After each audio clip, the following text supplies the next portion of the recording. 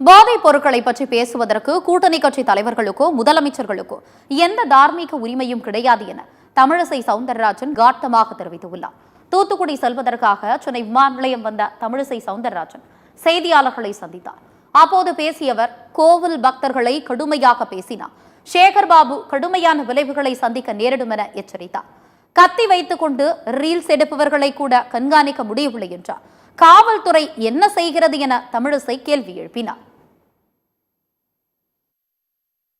போதையை பற்றி பேசுவதற்கு முதலமைச்சருக்கோ அவங்க கூட்டணி கட்சி தலைவர்களுக்கோ யாருக்கும் எந்தவித தார்மீக உரிமையும் கிடையாது.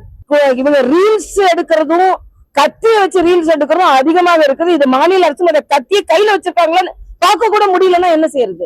நான் கேட்கிறேன், இந்து பக்தர்களை கடுமையாக பேசுவதற்கு உரிமை சேகர்பாபுக்கு இல்லைன்ற.